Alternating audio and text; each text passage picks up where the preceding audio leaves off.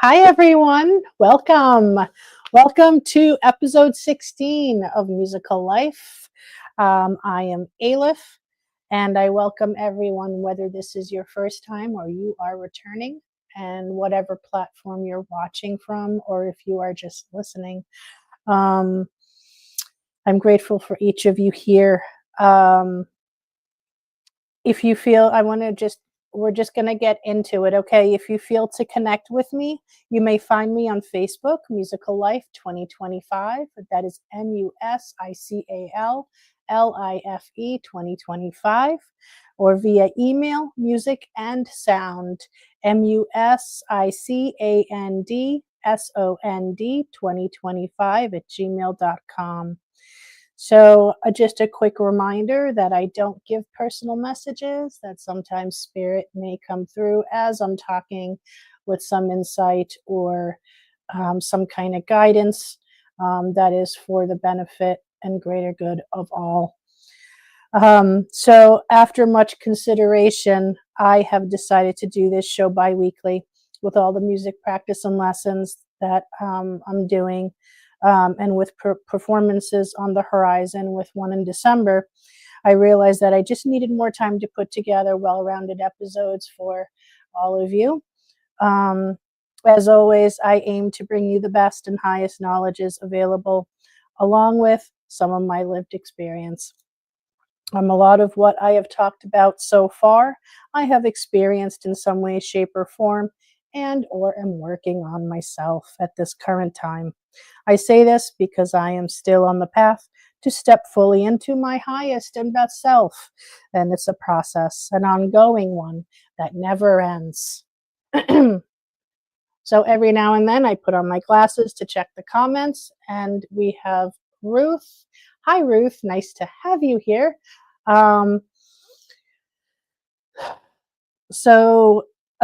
Let's see. It is an ongoing process, remembering who we really are and stepping into that best version of ourselves. It can feel frustrating at times, honestly. And of course, add on navigating through the great reveal happening currently in our world, where change is constant and quick. Life can definitely feel overwhelming. Sometimes we really need to breathe through the day, one breath at a time, and this is perfectly fine. And we're going to do that in a little bit. So I'm going to remind you that not everything is as it seems. To really imagine, just try to see things from the perspective of the eagle instead of the mouse when it comes to the things that are happening in our world. Anyway, last week's super full moon had a massive impact on me. Lots of memories of my life surfaced, along with emotions related to those memories, and perhaps it did for you as well. Release, and gratitude for such memories, and then let go. What I realized is that sometimes it's really just me, myself, and I navigating through such moments. It is in these moments I remind myself that I have my spirit team and I am source. I may feel alone in the moment of releasing, but I know I'm not alone, and neither are you. So if you experience some intense moments during that full moon or the week of that full moon, just remember it's okay to release. It's okay to cry. It's okay to laugh. It's okay to feel angry in that moment, whatever emotion you may be experiencing. But then gratitude, let go. Okay, gratitude for the consciousness of that moment and the memory of that experience. And then just let it go. You gotta let it go. Just a quick reminder that nothing in my show, Musical Life, is intended to diagnose, treat, or cure any illness or state of disease. Now, we have a lot to cover here today, and I'm so excited right now to be bringing all of this to you. We are going to continue exploring today, taking our power back, claiming our power, and standing in our power, living from a place of power. So what I first want to talk about here is on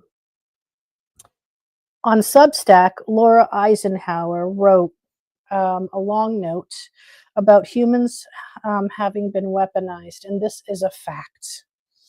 Okay, Laura mentions that the community has been replaced by competition. Shame overshadows self-trust. And humans were told to seek validation and guidance from any external authority or source, and to, quote, obey, unquote.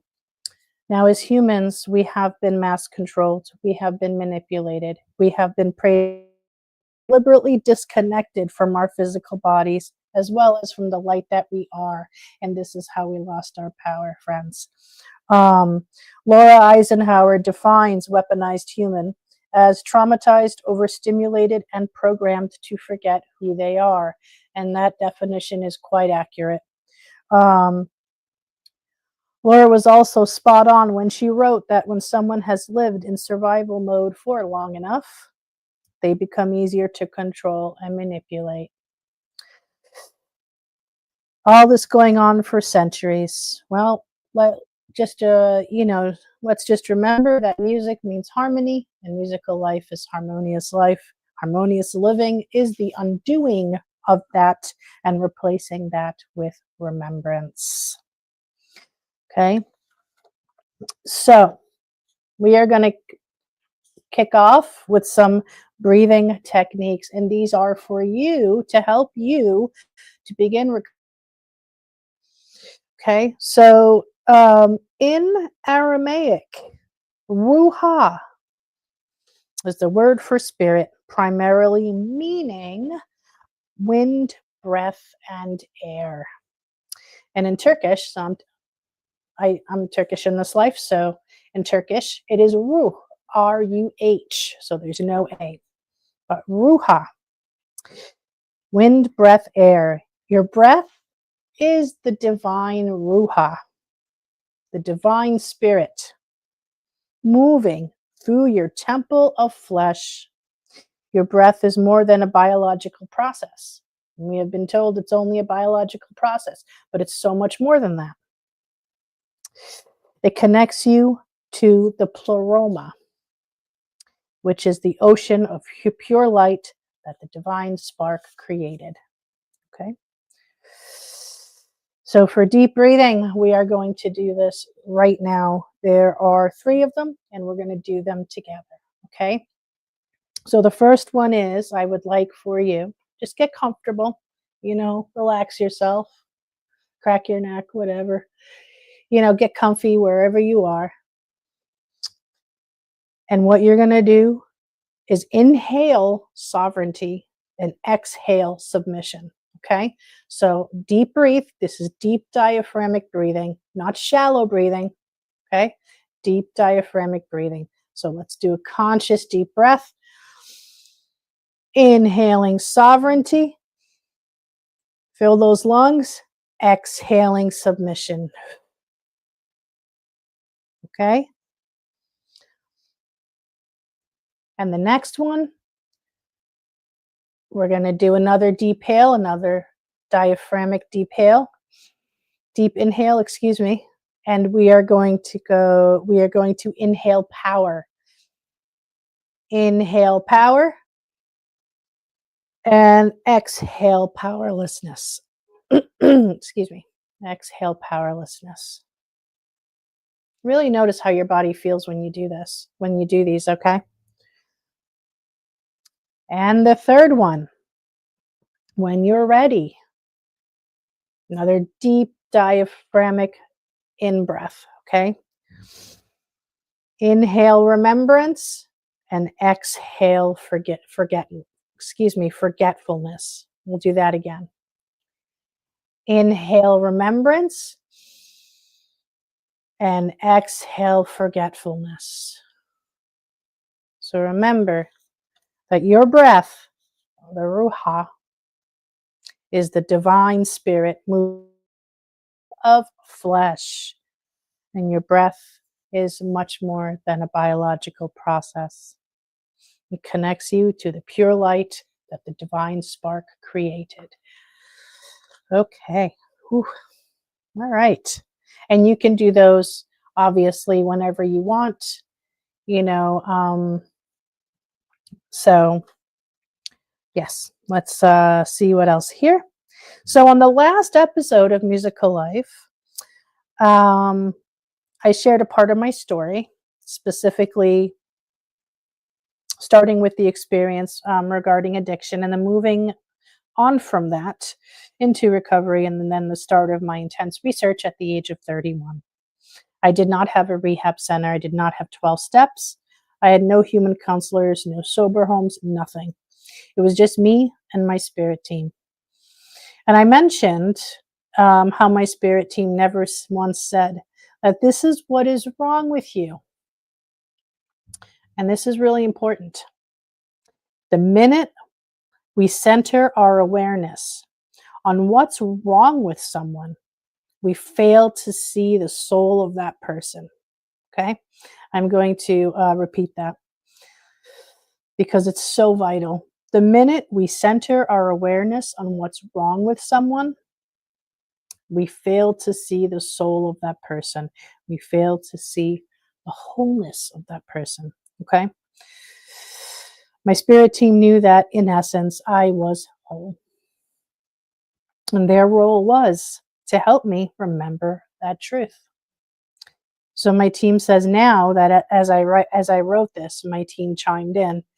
And what they say is that when we fixate on labeling someone with what is wrong, we are forming judgment against that person.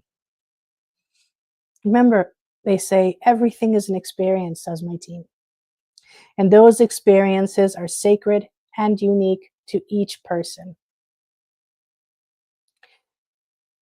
If you truly want to help someone heal, they're saying, then see them as whole and healed and guide them accordingly. Okay? So this is giving power back to the person. And my spirit team is so firm about this. And as we continue to explore taking back our power and standing in it and living from it, this is, my spirit team says, of utmost significance. And also to see yourself as whole and healed. You know, stop, instead of focusing on, oh my gosh, I'm experiencing these symptoms, switch your focus. Okay? Switch your focus. Otherwise, what happens is you even more, and then you end up getting caught and stuck in that vibration like a sticky web. Ruth says, wow, that is very powerful. It really is, isn't it? Yeah. So, yes, so my spirit team was really wanted to bring that forth as a friendly reminder to all of us. So I remember when I had been hospitalized for really bad pneumonia, not once, but twice. The first time I wanted to fire the entire team of doctors. And the second hospitalization was a vast contrast from the first.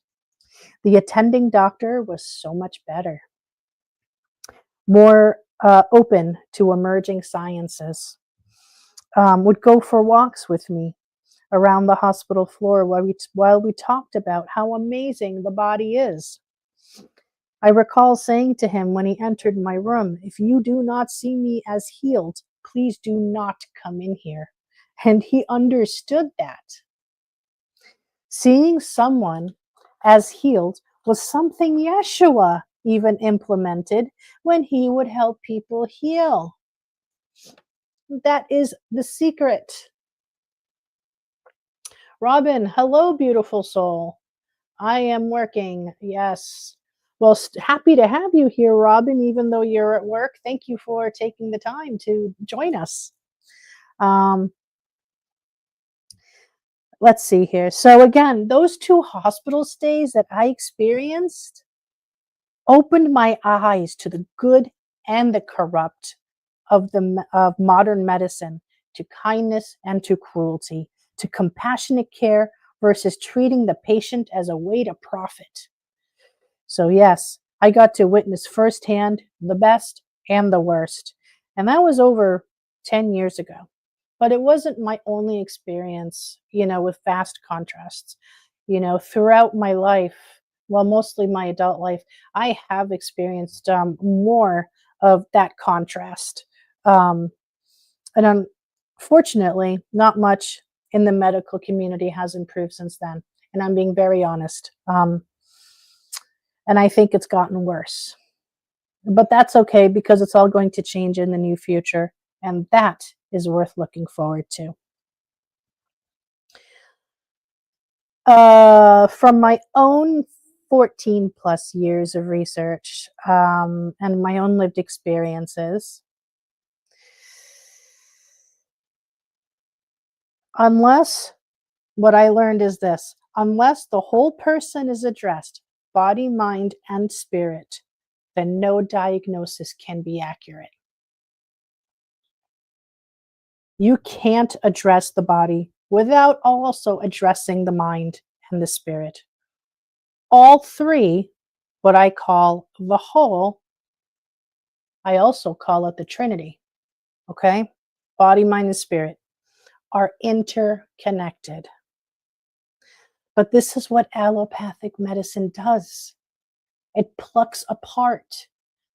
It plucks each part and separates it. Okay? It never looks at the big picture. Some years back, I actually attended a CEU event presented by a British scientist. During the break, I had a chance to chat with him for a couple of minutes. And what he said to me was this: the mistake in Western medicine is that they pluck the systems of the human body apart. You have a cardiologist, an endocrinologist, a gynecologist, for example, yet none of them communicate with each other. He went on to say, you cannot separate one system from the whole. And this is true.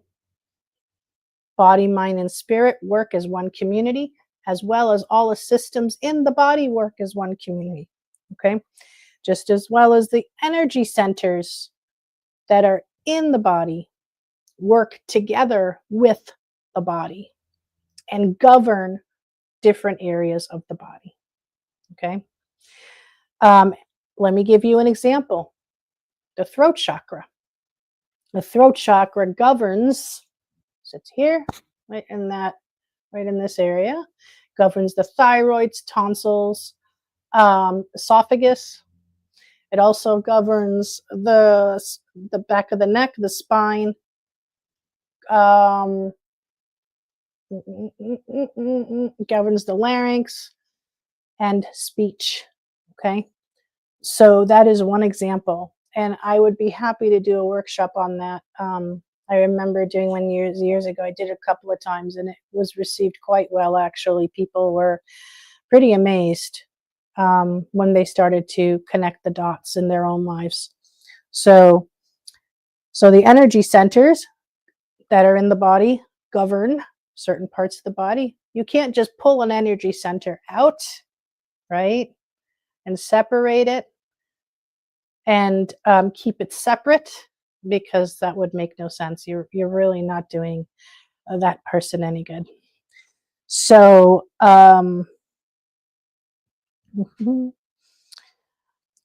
we have doctors for the body, we have counselors for the mind, and healing practitioners for the energy body, and no one is communicating with each other. All three are one, guys. All three are one, working simultaneously, just as systems of the body are. To pluck each of the whole apart is a grand error. And to me, this is the definition of malpractice, to me.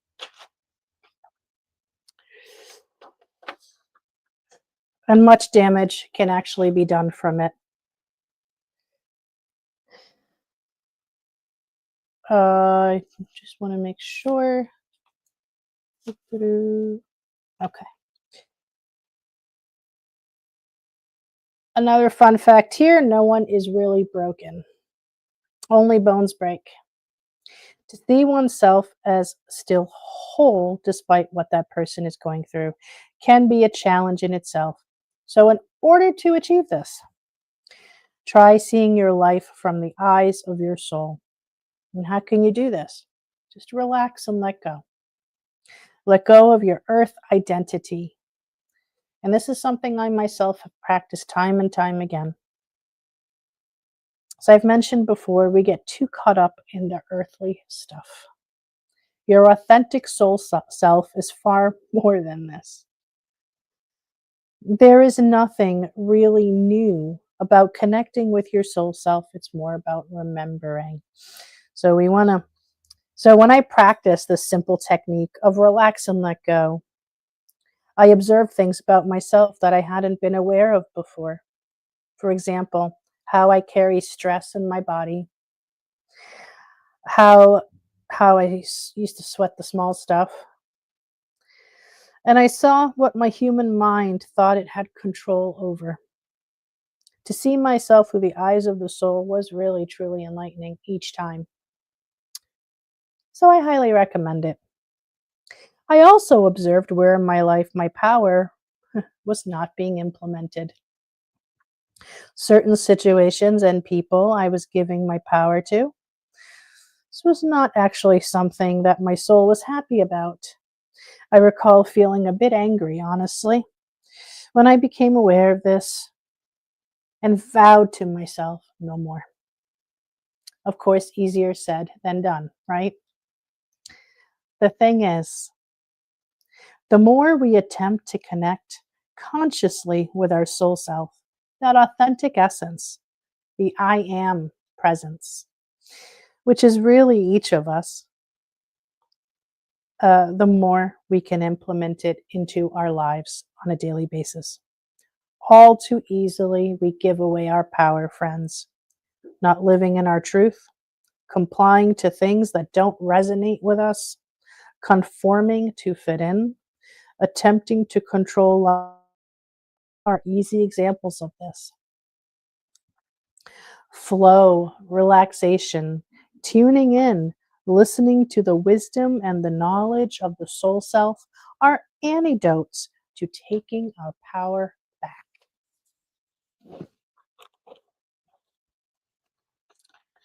We tend to equate power with having financial wealth, with having a profession, with having a house of our own, with being popular on social media, looking sexy, or my favorite, and I'm gonna say it, okay? Having a vagina. No, your authentic power isn't in any of these things, okay? True power is in your soul, not related to anything materialistic in this world, fantasy living, or because you have a vagina. True power looks like you know who you really are and you honor that. Speaking and living your truth. Trusting your intuition no matter what. Living life on your terms instead of doing or acting like most everyone else. Living with integrity. What is integrity? Your actions match your words. Not afraid to say no. Being at one with the earth and the cosmos. Having healthy boundaries in place to protect not only your mental and emotional well-being, but to protect your energy. Heart-centered. And sovereignty. True power doesn't cry for attention, nor does it need a spotlight. True power has no attachments to anything of the physical world. What I mean by this is that for so long, humans have mistakenly believed that prestige, popularity, financial wealth means power. Those are things that fall under false power. And with false power comes control. With false power, at the root of that control is fear. This doesn't mean don't have nice things. What I'm talking about is over attachment to material gain. Okay? How does one connect with their power? This is where the meditative practice I mentioned just a bit ago comes into play. Try this if you can right now, okay? If you can. If not, you can watch the replay later. Close your eyes. Just please don't do this if you're driving. Close your eyes. Let go of everything that has to do with your earthly identity. Just watch it just fall away from you. Your name, your gender, the roles you have, like mom, husband, father, wife, uncle, accountant, whatever. Yep, and the job title you have, the home you live in. Detach yourself from all of it. Also, political affiliation, let it go. Detach yourself from all of it until you see yourself as no thing. Then you will see yourself as consciousness. This is your essence, your soul self. This takes practice. It can be pretty jarring at first, to attempt this meditation, but it's really helpful. When you connect consciously with your soul self, you will connect with your true power. And when you see yourself as no thing, you will actually realize that you are everything. That's the catch. Here's another exercise to try. Take stock of adversities that you have overcome. Don't be ashamed of the things that you have been through, no matter how bad they may have looked or felt. And looking at the challenges you overcame, can you remember how you overcame them? Somewhere in there, you used your true power. There is power in resilience, in prevailing, in patience. There is power in healing and in transforming your life.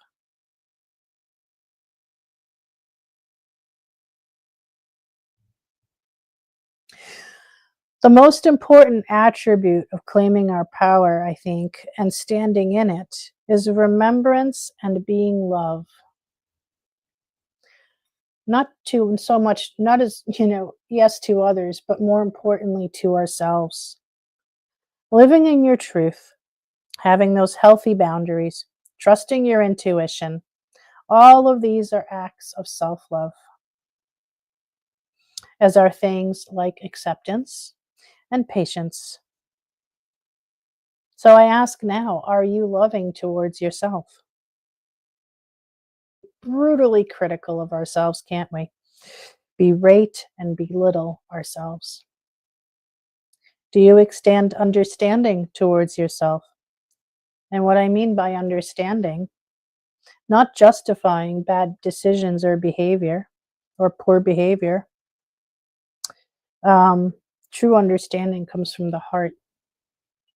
Or do you judge yourself for past decisions, for taking a detour in life? Feel like you lost time, you know? It is so easy to put ourselves down, to criticize ourselves, to look back on our lives and go, well, I wish I didn't do that. And I should not have done that. I should have done this. If only I could turn back time. Stop it, because you're really just beating yourself up and it's not healthy for you. And it just disconnects yourself from your true self more and more, and your power.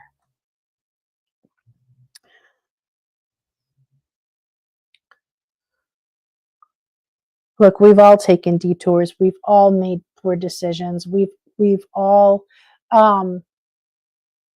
at some point in life, looked back and said, I wish I didn't, or I wish I did, or I should have, could have, would have. No, you're doing yourself no. Just let it all go. Let it all go. Shake it off. And take a deep breath. Take a deep breath.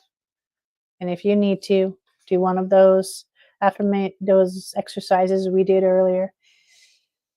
Inhale power and exhale powerlessness. Inhale sovereignty and exhale submission. I will say this again. We can be ridiculously self-condemning and self-critical, and no more. You are realigning with who you really are right now and with your power. And authentic power includes self-love. Oh, wait. This is not what we were taught.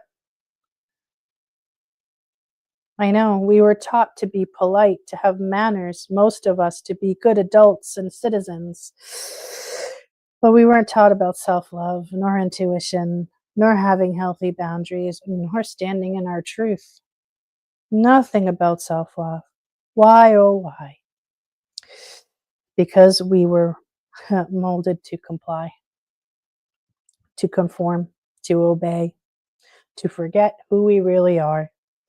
We were manipulated and brainwashed into forgetting the truth of our essence, and with it, that we are indeed powerful beings.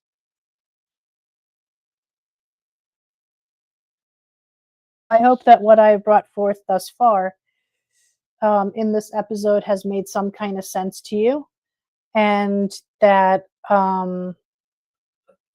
hopefully some parts of it resonated.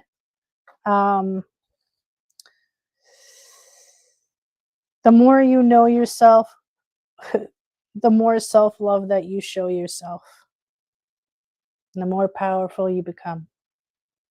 It takes consistency, like with anything else. It's an ongoing process to stand in your power, you know. And now that I'm getting this visual, there's a saying, something about the bamboo bends but does not break. Okay, and we need to be like the bamboo, that no matter what comes our way, you know, from the external world, we can bend but do not break. From what I have experienced for myself, the more you honor your soul and the more you strive to stand in your own power, it seems that there will be those who test you, even try to disempower you. Do not give in, and do not feel guilty about not giving in. As the phrase goes, this is a test, and only a test.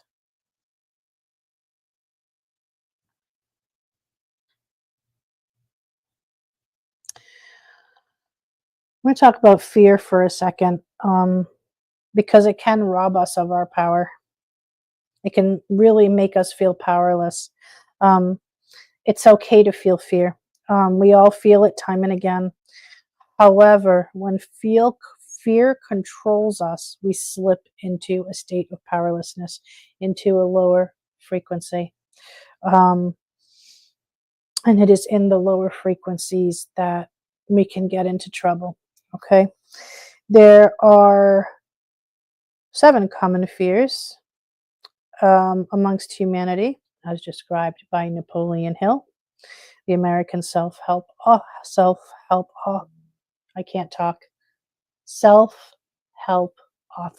Thank you. Fear of poverty, fear of criticism, fear of ill health, fear of the loss of love, fear of the loss of freedom, fear of old age, and fear of death. I'm going to tell you something, okay? All of these fears were created as a way to control humanity, to disconnect us from the truth of who we really are. Think about that.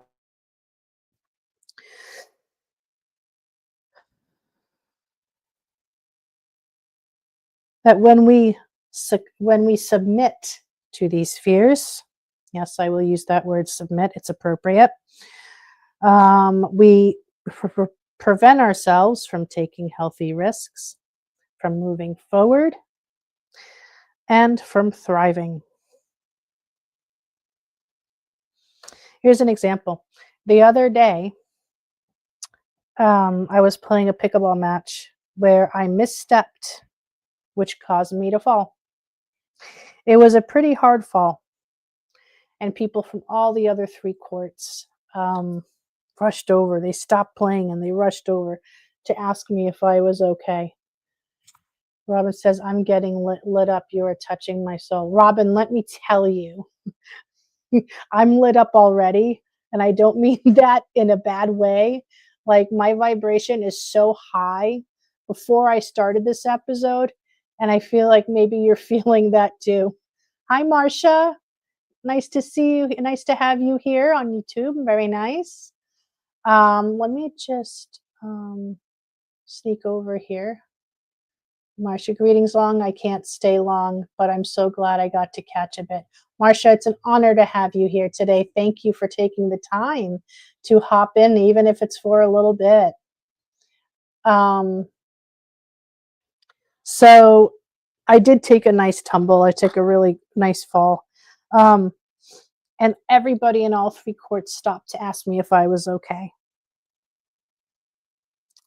It wasn't just concern in their voices, though.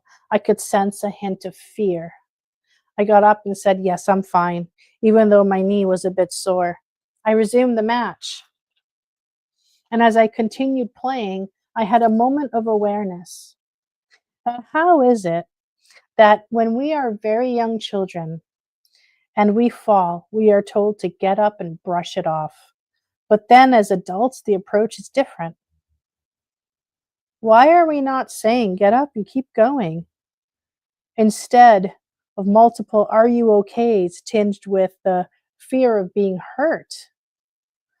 I certainly could have responded from a place of fear, but I chose not to. Despite the ache in my knee from slamming down on the hardwood gym floor, I was fine. Had I responded to fear with fear, what do you think would have happened? Perhaps I would have forfeited the match. Fear hijacks our power.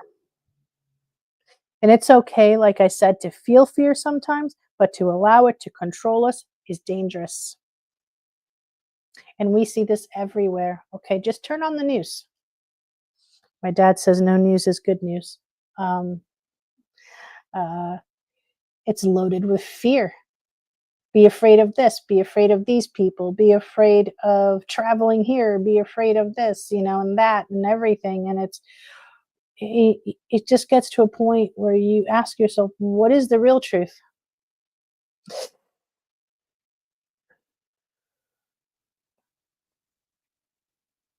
So fear hijacks our power. Fear is of the mind. It is definitely not of the soul, and it is a way to control us. When you can get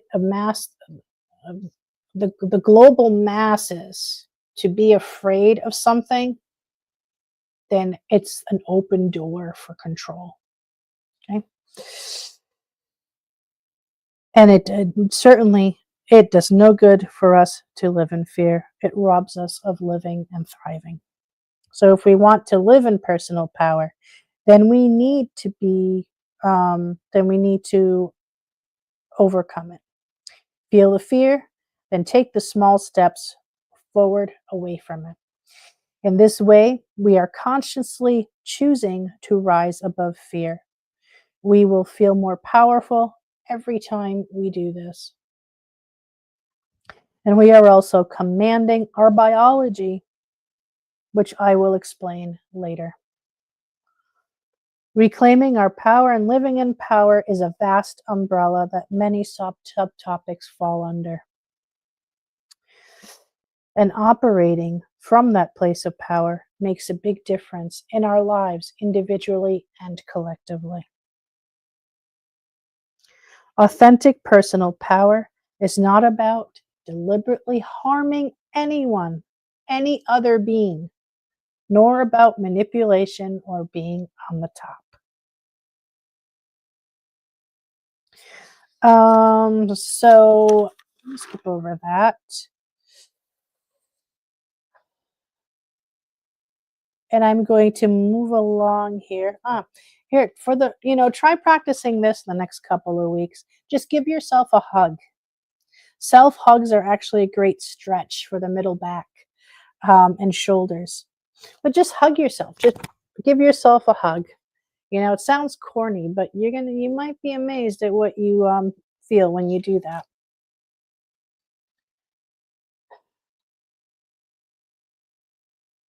I was reading Carolyn Miss's book, Anatomy of the Spirit. It's not a new book, but I really love the part where she talks about your biography becomes your biology. Let me just make sure hold on, just give me 1 second. Uh-oh, I think I missed something here. Hold that thought for 1 second. Nope, got that. Okay. All right, we'll do that. Okay. So I love that part in Carolyn Miss's book there, Anatomy of the Spirit, which says your biography becomes your biology. 100%. Religion is full of fear. It was created to control. I was watching briefly a Christian lady say we need to have the fear of God. No, that is a false God. Okay, that is if you're told to have the fear of God, then it is absolutely about control. And yeah, definitely just let that go, Robin. Okay, let that go. The false God is the one that they say to fear and to and is this condemning God that sits on a throne, whatever.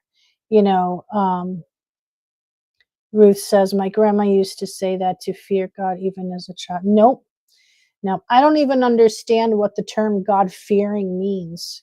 People still use it today, and I'm like, well, how is that even authentic connection to source, to God?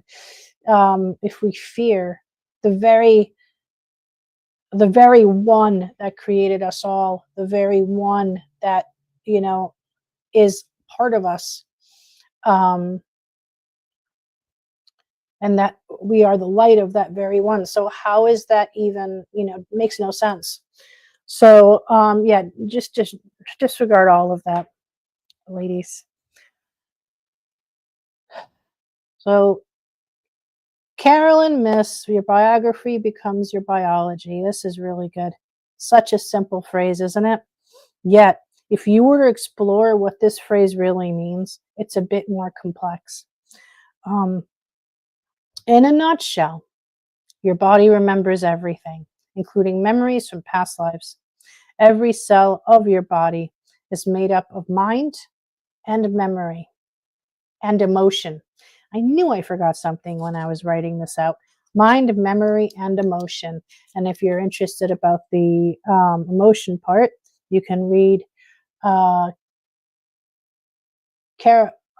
Candace Pert's book, Molecules of Emotion. Okay.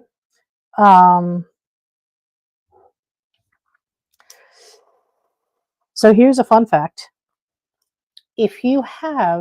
This is how the body remembers. If you have the same meal every Friday, your liver will prepare itself accordingly for that meal every Friday. Or if every Friday you go to have a couple of beers somewhere with friends or whatever, your liver remembers that and will prepare itself, for that time. Yes, the body's highly intelligent, friends. Your nervous system remembers as well, in its own way, the experiences that we have gone through. As does your heart. It has its own memory and nervous system. And remember, the human body is made up of cells. Cells rejuvenate and regenerate constantly. Okay, let me take a look here for 1 second. Excuse me. Okay, going right over. Oh, love that book too. Yes, Marcia. No worries. My knee actually felt healed up just fine. False God is everywhere. Yes, it is. Absolutely. Yep. It's running rampant nowadays, isn't it? So the heart also has a memory and a nervous system of its own. And where the human body is made up entirely of cells, cells are constantly regenerating. They each have their own job, so to speak, yet actively communicate with each other. Imagine that. Cells and systems of the body communicate and, if needed, help each other out to keep the body in homeostasis. Miscommunication can wreak havoc on the body. Okay. Can I just go back to pickleball for a second as an example? You have to communicate even in pickleball. So if my partner, because I always play doubles, if my partner wants to go for a ball that I may not be able to get to, but it's coming down the middle, then it's best that partner communicates with me so I don't get whacked in the face, right, with the paddle. Communication is really key for everything. Nature communicates, right? With the trees. The trees communicate through their underground, what I call their underground World Wide Web there, the mycelium. They communicate. Animals communicate. And you have to. Communication is everything. And really, miscommunication can cause a lot of problems in any environment, anywhere. So here's another fun fact for you. The human body cannot tell the difference between a past and future event. It is always in the now, just like our multiverse. This is why affirmations are best stated in the present tense as if they have already taken place, because the body is always in the now. So it does not understand, it doesn't know past, future. It only knows this moment.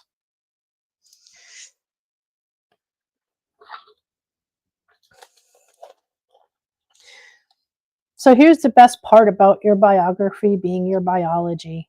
You have the power to rewrite your story. In rewriting your story and believing in what you have written, your biology will begin to transform. How magical is that? This is not some voodoo stuff, guys. This is the real deal. This is power. Okay? So when you rewrite your story, rewrite it from a place of power. You watch, your biology will respond. So do you recall when earlier in the episode I mentioned the 2 hospital experiences I had gone through? I could have shared that story from a perspective of victim of circumstance. Instead, I said that those experiences were learning curves, and massive ones. Again, and this is so important, you are a victim of no thing. Everything is an experience and only an experience. And life and the things that we go through will have a direct effect on our biology, including our gene expression.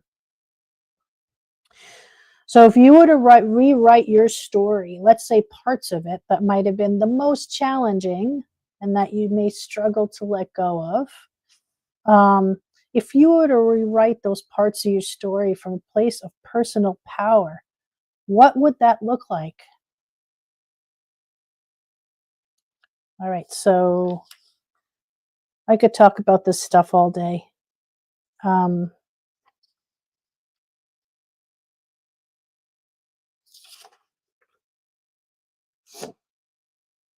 Remembrance.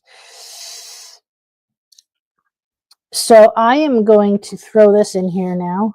I know this episode has been a little bit all over the place. So much information and knowledge, though. Okay. A little known truth. All right, you ready for this one? Your right hand is the will, manifested in the world. It is action and power. Okay, and some of us, I have a dot. It's actually a code. I have a dot here that I was born with. It was actually down here when I was little, and then my hand grew, of course, and it moved up. Those are actually little codes. So the right hand is the will manifested. It is action and power. Your forehead is vision, consciousness, and third eye. So we're going to do something now, okay? And this will help you as well to take your power back. Take your right hand, place it on your forehead, and claim out loud 3 times. I am a divine conscious creator. My mind and actions are aligned with my soul's purpose. We're going to do it again. I am a divine conscious creator. My mind and actions are aligned with my soul's purpose. Okay? And do that period, throughout this week, throughout the next 2 weeks, especially when you feel anxious or overwhelmed or even fearful. Take your power back. I am a divine conscious creator. My mind and actions are aligned with my soul's purpose. It's very powerful practice. Okay, so let's continue here. What do I have here? All right, wow, that went fast. But anyways, this is stuff I could talk about all day. This is going to be exploring about taking our power back and standing in it. We're going to be continuing this deep dive for a while. And, and I know that I brought a lot today, okay?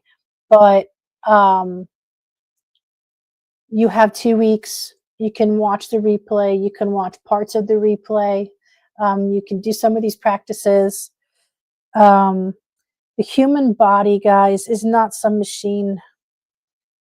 It's actually a divine creation designed by our souls for the experiences that we planned on going through in this life. When we stand in our power and living from that place of personal power, it's a radical act. When we are in our power, we cannot be controlled. We are solution-oriented. We are no longer sheep, but lions. We no longer view ourselves as a victim to anything. We are in command of our body, mind, and spirit, relying on our intuition to make decisions for us. You're welcome, Robin. Relying on our intuition to make decisions for us. And turning within for solutions instead of constantly reaching externally for some kind of validation,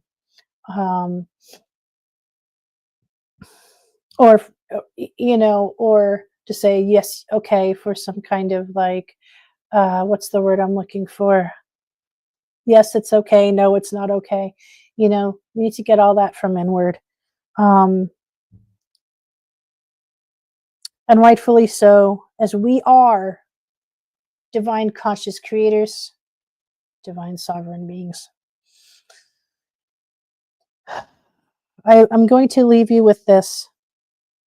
And in the heart of every human lies a sleeping lion. Wake up the inner lion. It's time. Until our next episode on October 29th, have a great 2 weeks, guys. Be well. If I missed any comments here, wonderful, powerful show. Thank you, Robin. Thank you all for being here. If you're catching the replay, thank you for taking the time. Much love to all of you. And I'll see you on the 29th of October.